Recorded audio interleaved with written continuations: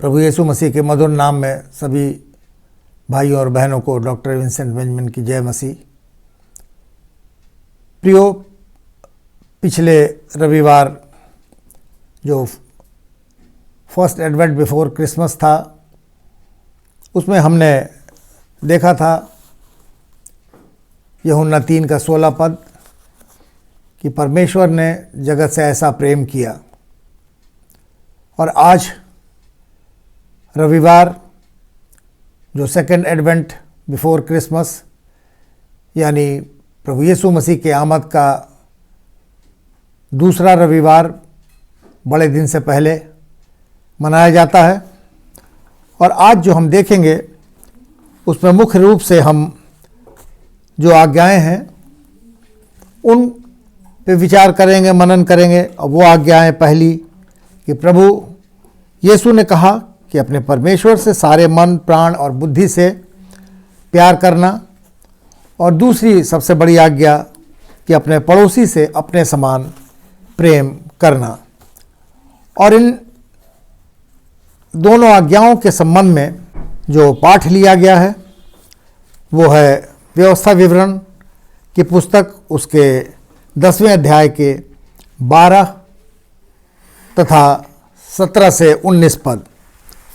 और वहाँ पे इस प्रकार से लिखा है कि अब हे इस्राएल, तेरा परमेश्वर यहोवा तुझसे इसके सिवाय और क्या चाहता है कि तू अपने परमेश्वर यहोवा का भय माने और उसके सारे मार्गों पर चले, उससे प्रेम रखे और अपने पूरे मन और अपने सारे प्राण से उसकी सेवा करे। और 17 से 19 पद में लिखा है, क्योंकि तुम्हारा परमेश्वर यहोवा वही ईश्वरों का परमेश्वर और प्रभुओं का प्रभु है। वो महान पराक्रमी और भय योग्य ईश्वर है, जो किसी का पक्ष नहीं करता और ना घूस लेता है। वो अनाथों और विधवाओं का न्याय चुकाता और परदेशियों से ऐसा प्रेम करता है कि उन्हें भोजन और वस्त्र देता है। इसलिए तुम भी परदेशियों से प्रेम भाव रखना, क्योंकि तुम भी मिस्र देश में परदेशी थे। और दूसरा पाठ जो हम देखेंगे और वो है गलतियों की पुस्तक 5वें अध्याय के 13 और 14 पद। और यहाँ पर इस प्रकार से लिखा है, हे भाइयों, तुम स्वतंत्र होने के लिए बुलाए गए हो, परंतु ऐसा ना हो कि ये स्वतंत्रता शारीरिक कामों के लिए अवसर बने, वरन प्रेम से एक दूसरे के दास बनो, क्योंकि सारी व्यवस्था इस एक बात में ही पूरी हो जाती है कि तू अपने पड़ोसी से अपने समान प्रेम रख। और तीसरा पाठ हम देखेंगे और वो है मत्ती रचित सुसमाचार, उसका 22 अध्याय और उसके 37 से 40 पद। और यहाँ पे प्रभु यीशु मसीह द्वारा का बताया जा रहा है और वो कह रहे हैं कि उसने उससे कहा, तू अपने परमेश्वर अपने प्रभु से अपने सारे मन और अपने सारे प्राण और अपनी सारी बुद्धि के साथ प्रेम रख। बड़ी और मुख्य आज्ञा तो यही है, और उसी के समान ये दूसरी भी है कि तू अपने पड़ोसी से अपने समान प्रेम रख। ये ही दो आज्ञाएं सारी व्यवस्था और भविष्यवक्ताओं का आधार हैं। परमेश्वर का धन्यवाद उसके वचन के पढ़े और सुने जाने पे बहुतायत से हो। आइए हम प्रार्थना मांगें। प्रभु जी, धन्यवाद देते हैं आज के सुंदर दिन के लिए, और विशेष रूप से जैसे जैसे हम बड़े दिन पर्व को मनाने के नज़दीक बढ़ रहे हैं प्रभु, आज आपके बड़े दिन पर आमद के सेलिब्रेट किए जाने का दूसरा एडवेंट संडे है, और जहाँ पर हम आपके द्वारा दी गई मुख्य 2 आज्ञाओं पर मनन करेंगे कि अपने परमेश्वर से प्रेम करो, अपने पड़ोसियों से अपने समान प्रेम करो। प्रभु जी, हमारे साथ होइए और हमारे हृदयों को, हमारी बुद्धि को खोलिए, ताकि सचमुच में जो वचन हमसे चाहता है, जो शिक्षाएं हमको आपने दी हैं, उनके ऊपर हम पूरी तौर से पालन करें, हमारे पापों और धर्मों को क्षमा करें और हमारे विचारों में शुद्धता लाएं, ताकि आने वाला दिन, ये बड़े दिन का त्यौहार, एक बहुत बड़ी गवाही का त्यौहार गैर मसीहियों के लिए बन सके, कि लोग हमारी ज़िंदगियों से प्रभु यीशु आपको जाने और आपके नज़दीक आए। प्रभु यीशु मसीह के पवित्र मधुर नाम से इस प्रार्थना को मांगते हैं, सुने और ग्रहण कर लें। आमीन। परमेश्वर का धन्यवाद हो आज के इस सुंदर दिन के लिए। और मेरे प्रियो, आज जो हम 2 मुख्य आज्ञाओं पर विचार मनन करने जा रहे हैं, तो उसका लुब्बे लुबाब अगर हम ये कहें तो ये कह सकते हैं कि प्यार सारी व्यवस्था को पूर्ण करता है। Love sums up and fulfils every law. हमने बहुत से चर्चेज में देखा होगा जहाँ लिखा रहता है गॉड इज लव। ये लव, अगापे शब्द ईश्वरीय प्रेम के संबंध में बताता है और उसका वर्णन करता है कि किस प्रकार से ईश्वर ने इंसानों से प्यार किया, और वो हमसे प्यार करता भी है। और इसीलिए प्रभु यीशु मसीह ने 2 मुख्य आज्ञाएं हमको दी। पहली कि प्रभु अपने परमेश्वर से अपने सारे मन, सारे प्राण और सारी बुद्धि से प्यार करना, और दूसरी आज्ञा कि अपने पड़ोसी से अपने समान प्रेम करना। अभी हमने व्यवस्था विवरण की पुस्तक के 10वें अध्याय के 12 और 17 से 19 पद को सुना जो पढ़ा गया, और 12वां पद हमको परमेश्वर से प्रेम करने के संबंध में बताता है, और 18वां पद परदेशियों से प्रेम करने के संबंध में हमसे चर्चा करता है। परमेश्वर बाहरी प्रेम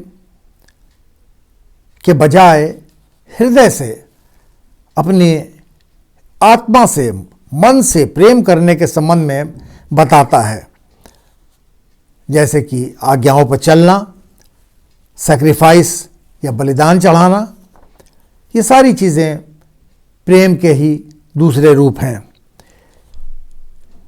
आवश्यक है कि हम सब दूसरों से, जिनसे भी प्रेम करते हैं, दिल से प्यार करें, उनको आदर दें। परमेश्वर के प्रेम करने वाले मसीहियों के लिए ये आवश्यक है कि वो वचन को पढ़ें, प्रार्थना करें, चर्च जाएं और पाकशा पवित्र प्रभु भोज में भाग लें, होली कम्युनियन में भाग लें, और ये जो कुछ भी वो करते हैं वो सच्चे मन के साथ करें, ना कि किसी दिखावे के लिए करें। अगर दिखावे के लिए करते हैं तो सिवाय पाखंड के अलावा इसका और कोई नाम नहीं दिया जा सकता। तो इसलिए इन सारी चीज़ों को दिखाने के लिए ना करने के बजाय हम अपने हृदय से, हृदय की गहराइयों से इन सारी बातों को पूरा करें। और वचन भी यही कहता है कि हम एक दूसरे से कहें कि हम उनसे बहुत प्यार करते हैं। ये एक्सप्रेस करें, दूसरों के सामने हम इस बात को बताएं कि हाँ, हम सचमुच में उनसे प्यार करते हैं और उनकी आवश्यकताओं का पूरा ध्यान भी रखते हैं।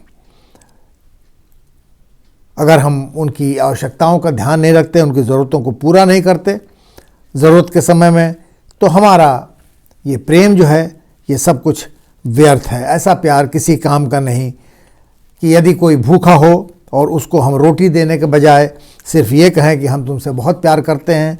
कोई इस कठिन समय में कोई जब ठंड के दिन आ रहे हैं, जाड़े से ठिठुर रहा हो, और उससे हम कहें कि तुमसे बहुत प्यार करते हैं और हमारे पास एक्स्ट्रा गर्म कपड़े हों या ऐसी चीज़ हो जिसको हम उसको दे सकते हैं, शेयर कर सकते हैं, जो जिससे वो व्यक्ति अपने आप को ठंड से बचा सके, तो ऐसे प्यार का कोई मतलब नहीं होता है।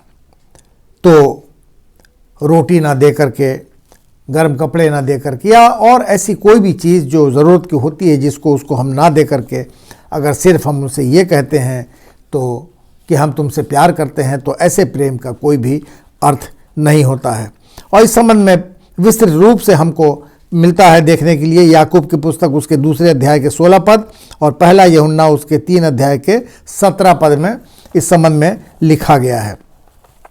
और एक कहानी घटना मैं आपको बताना चाहूँगा।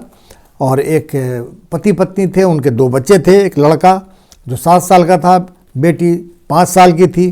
और ऐसा हुआ कि पति जो था वो बहुत गंभीर रूप से बीमार पड़ गया। उसके इलाज के लिए बहुत सारा पैसा खर्चा करना पड़ा और इतना पैसा उनका खर्च हो गया कि उनके परिवार का एक एक सामान सब बिक गया, गिरवी रख गया।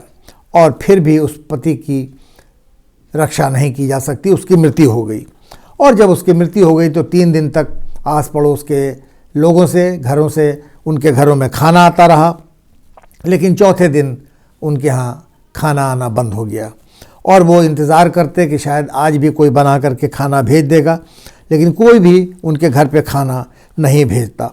और इस प्रकार से माँ जो थी वो बहुत परेशान हो गई और उसने देखा कि अब खाना कहीं से नहीं आ रहा, कोई व्यवस्था नहीं है। तो उसने अपने घर में जो कुछ भी था सामान और बर्तन वगैरह वो सब धीरे धीरे बेचना शुरू कर दिया। और बेच करके जो कुछ थोड़ा बहुत उसको पैसा मिलता था वो ला करके उससे कुछ सामान ले करके आती थी और उससे वो अपने बच्चों का पेट भरती थी। और फिर ऐसा हुआ कि एक समय ऐसा आया कि उसके घर से सामान भी सब खत्म हो गया, बेचने के लायक कोई सामान नहीं रहा। और किराने की दुकान वाले ने उधार देने के बाद कुछ दिनों के बाद उसने उधार देना भी बंद कर दिया।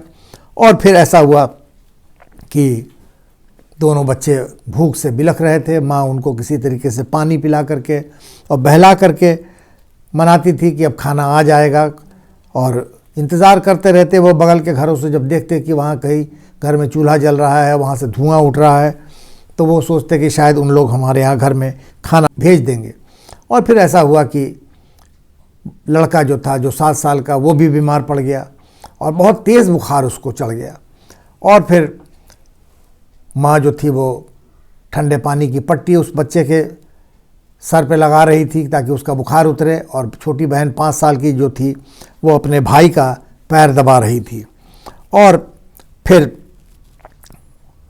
बहन ने जो 5 साल की थी भाई की ओर देख करके अपनी माँ से पूछा कि माँ, भाई कब मरेगा?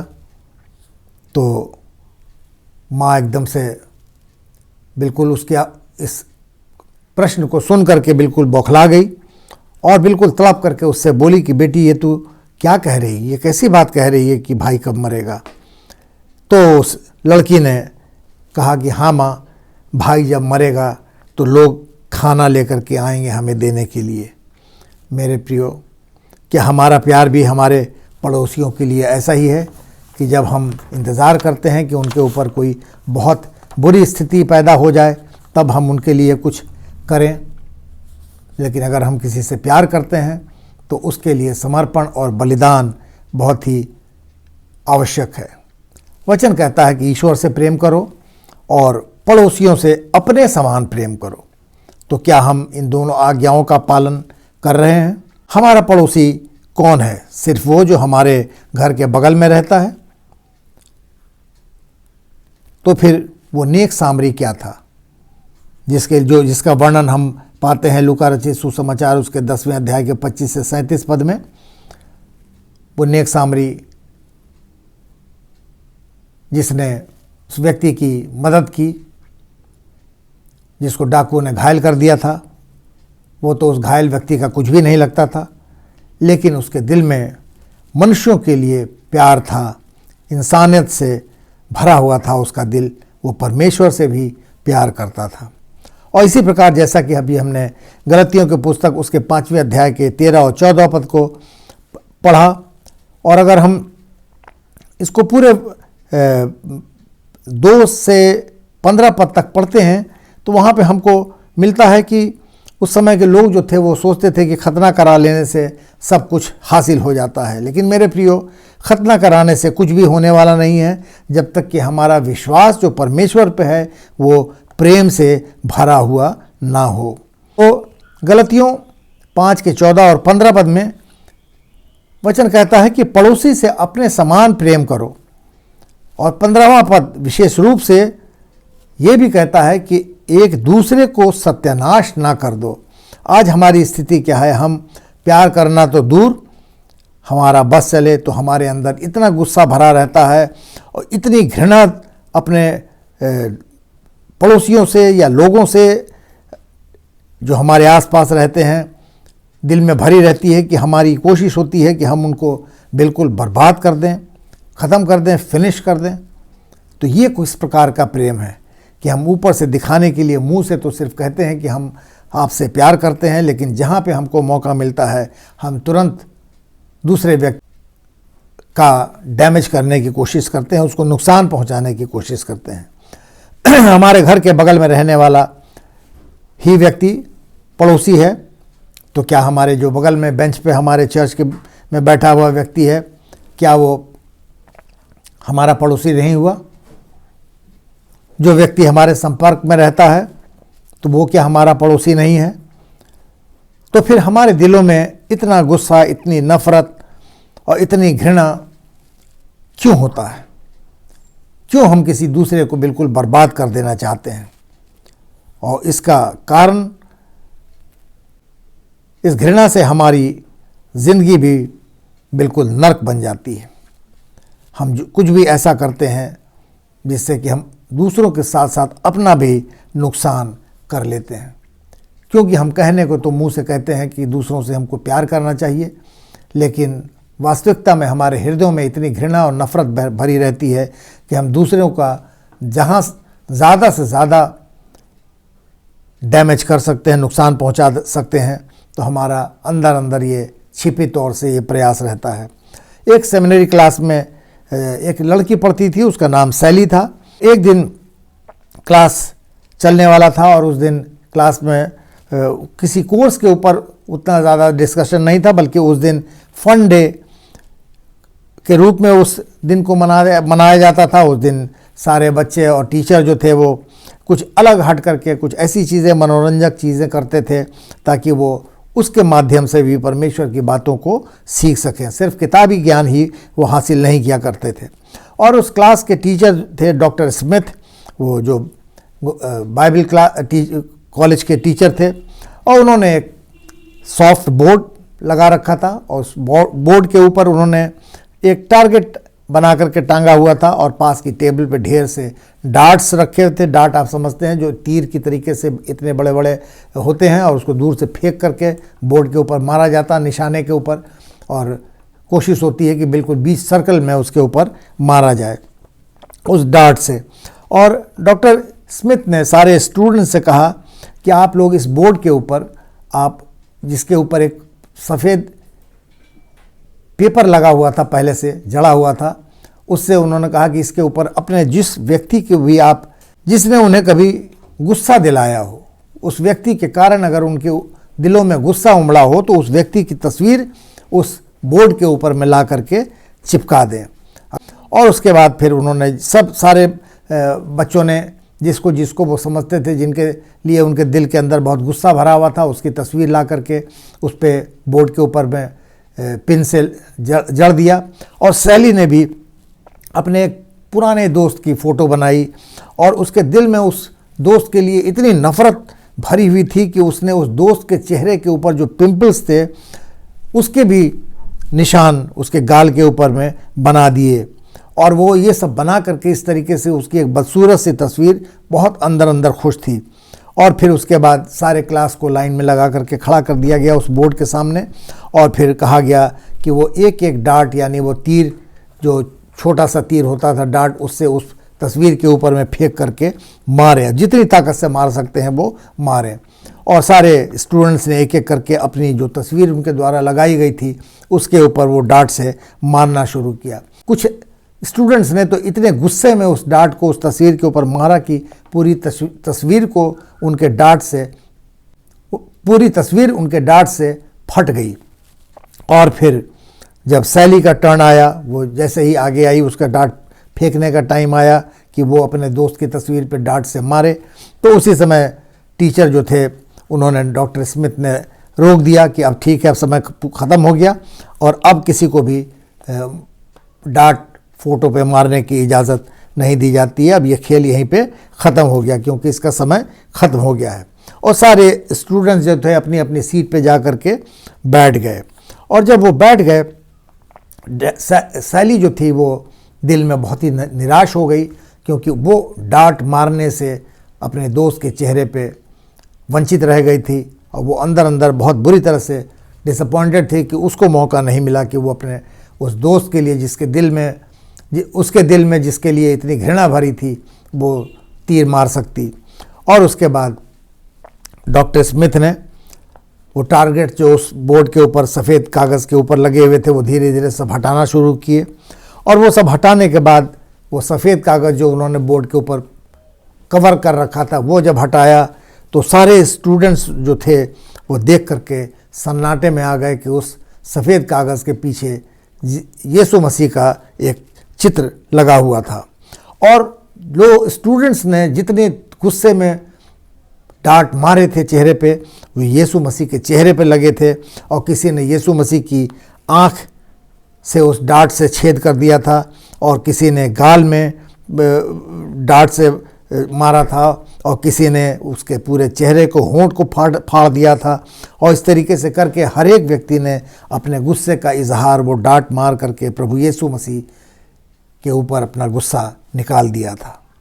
और फिर डॉक्टर स्मिथ ने ये शब्द कहे कि तुमने जो मेरे इन छोटे से छोटे भाइयों में से किसी एक के साथ तुमने ऐसा किया वो मेरे साथ किया। जो मत्ती रचित सुसमाचार उसके 25 अध्याय के 40 पद में लिखा गया है।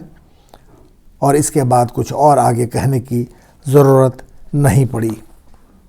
हमें भी लोगों के अंदर प्रभु यीशु मसीह को देखना चाहिए। जब हम दूसरों से घृणा करते हैं तो हमको पहले ये सोच लेना चाहिए कि अगर हम उस व्यक्ति के ऊपर कोई हमला करने जा रहे हैं, उसका नुकसान करने जा रहे हैं, तो वो हम शायद किसी न किसी रूप में प्रभु यीशु मसीह के ऊपर हमला करने वाले हैं। मेरे प्रियो, कहीं हम भी तो जाने अनजाने किसी के ऊपर डांट से हमला कर उसे नहीं, लेकिन प्रभु यीशु मसीह को घायल तो नहीं कर रहे। ये ध्यान रहे कि हर एक व्यक्ति को, हम में से हर एक को अपना अपना हिसाब देना है। जब हमसे पूछा जाएगा कि क्या हम अपने मित्र के लिए जान देने के लिए तैयार हैं, तो शायद हम ना उत्तर दे सकें, क्योंकि हम जान देना नहीं बल्कि जान लेना चाहते हैं। जैसा कि गलतियों की पुस्तक उसके 6 अध्याय के 4-5 पद और यूहन्ना 15 के 12 और 13 पद में लिखा गया है। वचन कहता है कि इससे बड़ा कोई प्रेम नहीं कि कोई अपने पड़ोसी या दोस्त के लिए अपने प्राण दे। प्रभु यीशु मसीह ने कहा कि अब से मैं तुम्हें दास नहीं पर अपना मित्र कहूँगा। तो हमारा पड़ोसी हमारा मित्र ही तो है। यूहन्ना 15 के 14 से 17 पद को हम जब देखते हैं तो वहाँ पे ये सारी बातें हमको वचन बता देता है। मत्ती रचित सुसमाचार उसके 22 अध्याय के 37 से 40 पद जो पढ़ा गया, वहाँ पे फरीसी जो हैं वो यीशु मसीह से पूछ रहे हैं कि सबसे बड़ी आज्ञा कौन सी है। और यीशु मसीह उनको उत्तर देते हैं कि तुम अपने परमेश्वर से सारे मन, प्राण और बुद्धि के से प्रेम रखो और दूसरी अपने पड़ोसी से अपने समान प्रेम रखो। तो फरीसी व्यवस्थापक ये जो थे, ये व्यवस्था के विशेषज्ञ हुआ करते थे।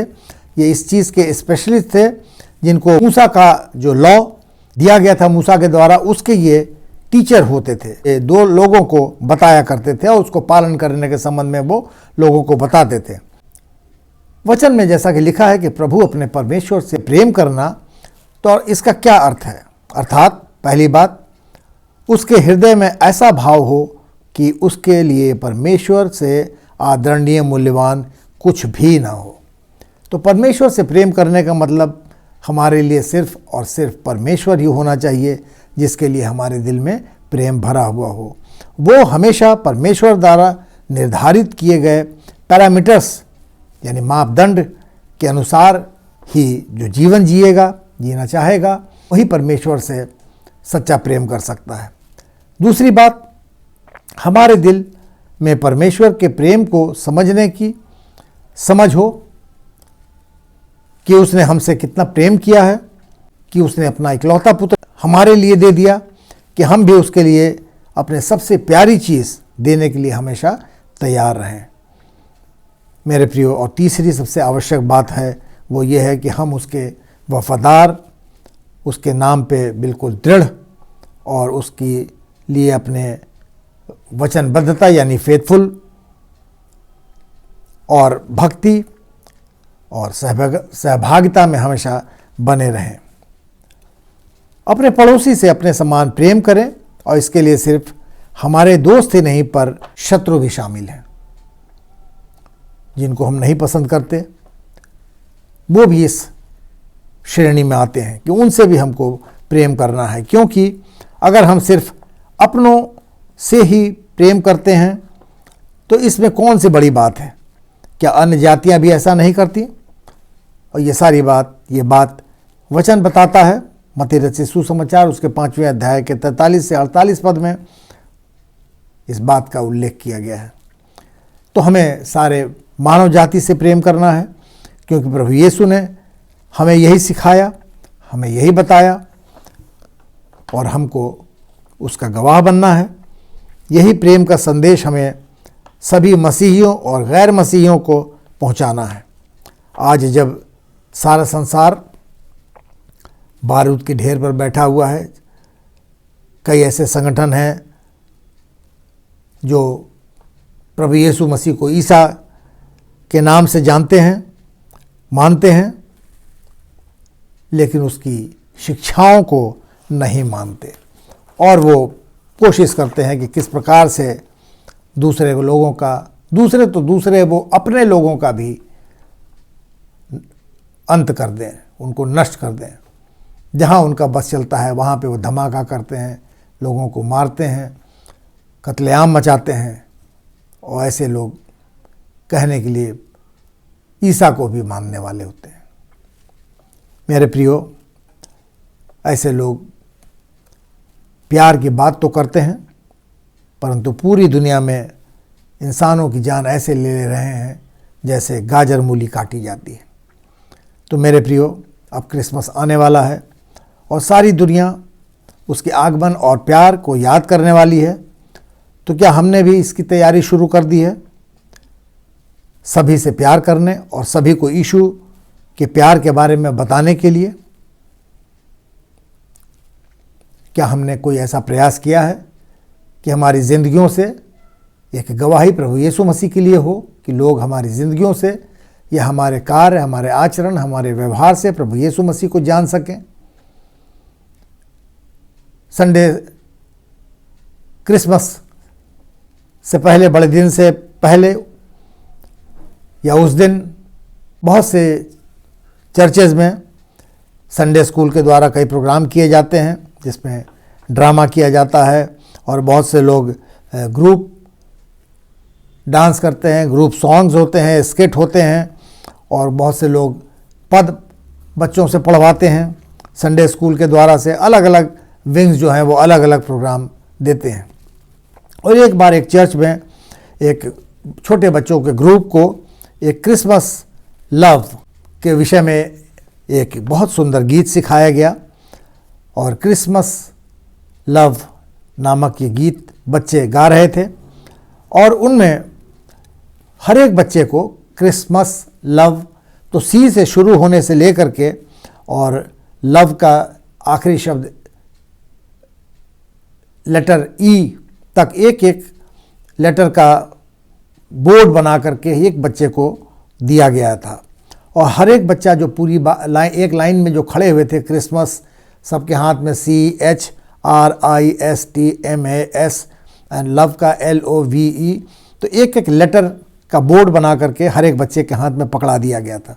और जब वो बच्चे गाना गाते तो जो बच्चे का लाइन गाने का जब नंबर आता, जैसे C से जिसका नाम शुरू होता, उस लेटर का गाने का बोल शुरू होते, तो वो बच्चा एक कदम आगे बढ़ जाता C वर्ड्स को लेकर के, तो वो C दिखाई देता कि और उससे C वर्ड से जो भी पद वो गाने का था वो गाया जाता था। और इस तरीके से सब जब गा रहे थे तो उसमें जो एक छोटी लड़की थी जिसके हाथ में M लिखा हुआ था बोर्ड पे, और वो बोर्ड जो था, वो लड़की जो थी, वो छोटी लड़की,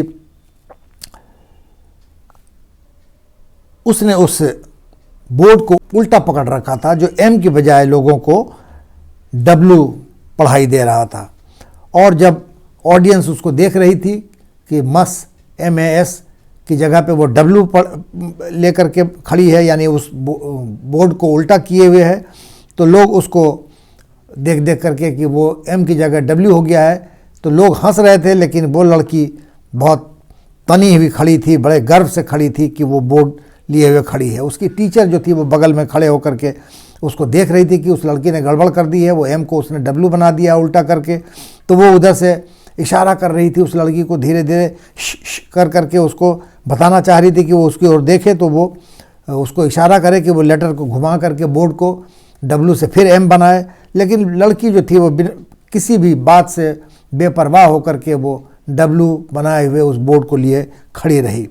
और फिर उसके साथ जो उसके बाद का A और S वर्ड लिखा हुआ था, वो बच्चे खड़े थे। और जब वो लड़की जो थी वो आगे बढ़ी तो वो थोड़ा सा T से अलग हट करके खड़ी हुई थी, तो एक गैप सा बन गया था। तो जब वो आगे बढ़ी तो अपने M की जगह W वर्ड दिखाते हुए, तो उसके बाद A और S वाले बच्चे भी बढ़ करके आगे आए अपने लाइन टर्न पे और खड़े हो गए। तो क्रिसमस लव की जगह पे वो हो गया क्राइस्ट वॉज लव। और लोग जो थे, जब उन्होंने देखा इस चीज़ को कि किस तरीके से एक सुंदर शब्द बन गया क्राइस्ट वॉज लव, तो सारी ऑडियंस में एक सन्नाटा छा गया और लोगों की आंखें फटी की फटी रह गईं। और ये समझ में आया कि सचमुच में ये बड़े दिन का त्यौहार, क्रिसमस का त्यौहार जो आज पूरे विश्व में मनाया जाता है, इसका महत्व क्यों है, इसके मनाए जाने का पर्पस जो है, उसका कारण क्या है। जब सारे बच्चे अपने अपने लेटर्स को ऊपर उठा करके रख रहे थे, तो ऑडियंस साफ तौर पे पढ़ रही थी कि लिखा हुआ था कि क्राइस्ट वॉज लव। प्रियो, Christ was love and he still is. मेरा विश्वास है कि वो पहले भी प्यार था और आज भी वो प्यार है।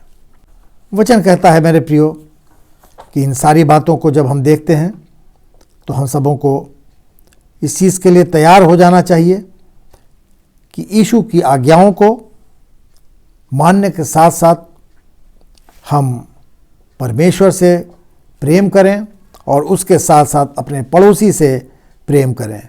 और प्रभु यीशु मसीह के प्रेम, उसके प्यार के बारे में सबों को, सारी दुनिया को, हमारे पास पड़ोस में जो लोग रहते हैं, हमारे मित्रगण हैं, दोस्त हैं, जो भी हैं, उनको हम इस संबंध में बताएं। हम देखेंगे लास्ट में कुछ पद, और वहाँ पर इस प्रकार से लिखा है, पहला यूहन्ना और उसके 4 अध्याय के 7 से 12 पद में, परमेश्वर प्रेम है। हे प्रियो, हम आपस में प्रेम रखें, क्योंकि प्रेम परमेश्वर से है। जो कोई प्रेम करता है वो परमेश्वर से जन्मा है और परमेश्वर को जानता है। जो प्रेम नहीं रखता वो परमेश्वर को नहीं जानता, क्योंकि परमेश्वर प्रेम है। जो प्रेम परमेश्वर हमसे रखता है वो इससे प्रकट हुआ कि परमेश्वर ने अपने इकलौते पुत्र को जगत में भेजा है कि हम उसके द्वारा जीवन पाएं। प्रेम इसमें नहीं कि हमने परमेश्वर से प्रेम किया, पर इसमें है कि उसने हमसे प्रेम किया और हमारे पापों के प्रायश्चित के लिए अपने पुत्र को भेजा।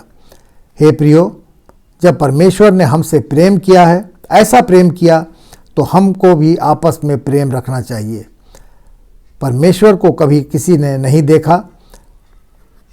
यदि हम आपस में प्रेम रखें तो परमेश्वर हम में बसा रहता है और उसका प्रेम हम में सिद्ध हो गया है। परमेश्वर आप सबों को इस वचन के ऊपर और आज के पूरे संदेश के ऊपर आशीषित करे कि सचमुच में हमारे जीवन इस प्रकार के बन जाएं कि हम दूसरों के सामने प्रभु यीशु मसीह की दो मुख्य आज्ञाएं, ईश्वर से प्रेम करने के संबंध में और अपने पड़ोसियों से प्रेम करने के संबंध में एक गवाही दे सकें। परमेश्वर आप लोगों को बहुत आयत की आशीष दे। आइए हम प्रार्थना मांगें। प्रभु जी, धन्यवादित हैं आज के इस सुंदर समय के लिए, जब हम प्रतिदिन बड़े दिन की ओर नज़दीक पहुंच रहे हैं, जो हम आपके आमद की खुशी में मनाते हैं। प्रभु हमारे साथ होइए, हमारे पापों धर्मों को क्षमा करिए और होने दीजिए कि ये सचमुच में एक गवाही का कारण बने, कि हम लोगों को आपके बारे में गवाही दे सकें, बता सकें कि प्रभु आपने हम सबों के लिए अपनी जान दी ताकि हमारे गुनाह माफ़ किए जाएं, क्योंकि आप हमसे प्रेम करते हैं। प्रभु हमारे साथ होइए और होने दीजिए कि ये संदेश, ये गवाही हम दूसरों तक पहुंचाने के लायक हो। प्रभु विनती करते हैं पूरे विश्व के लिए, जब पूरा विश्व बड़े दिन की तैयारी में है, तो होने दीजिए कि पूरे विश्व में आपके प्रेम, शांति और सौहार्द का संदेश हम एक एक व्यक्ति तक पहुंचाएं, लोग के बारे में जानें, आपके प्रेम के बारे में जानें। प्रभु हम सबों को इसके लिए तैयारी दीजिए, विशेष रूप से इस समय जबकि पूरी दुनिया जो है, विश्व जो है एक आग के ढेर पर बैठी हुई है। जगह जगह हम देखते हैं आतंकवाद, लड़ाई झगड़े और कहीं पे दैविक आपदाएं, और विशेष रूप से यह महामारी जिसने पूरे विश्व को अपने चपेट में ले रखा है। प्रभु हम विनती करते हैं कि इन सारी अव्यवस्थाओं को, इन चीज़ों को जो पूरे शिष्य को नाश करने पे तुली हुई हैं, इनका अंत करिए प्रभु, और होने दीजिए कि इस बीमारी का नाश दवा के द्वारा, दुआ के द्वारा, जैसे भी हो प्रभु आप करें। होने दीजिए कि जो लोग बीमार हैं वो जल्द से जल्द चंगे हो जाएं, जो लोग विशेष रूप से इस बीमारी की सेवकाई में लगे हुए हैं, medical staff, non medical staff, administrative staff, उन सबों की आप रक्षा करिए प्रभु, और होने दीजिए कि इन लोगों के लिए सबों के दिलों में प्यार हो कि सचमुच में हर एक व्यक्ति कितनी बड़ी मानवता की सेवा कर रहा है। प्रभु हम अपने देश के राष्ट्रपति, प्रधानमंत्री, संसद के मंत्रीगण, सारे सांसद और गवर्नर्स, मुख्यमंत्री और विधायक और भी जितने लोग हैं प्रभु, एक एक जन के लिए आपसे विनती करते हैं। सबों के साथ होइए, सबों को आशीषित करिए ताकि वो एक सच्ची राह लोगों को दिखा सकें। विशेष रूप से इस समय जबकि पूरे देश में किसान आंदोलन से लोग परेशान हैं और बहुत सी ऐसी चीज़ें हैं जो इस आंदोलन का कारण है।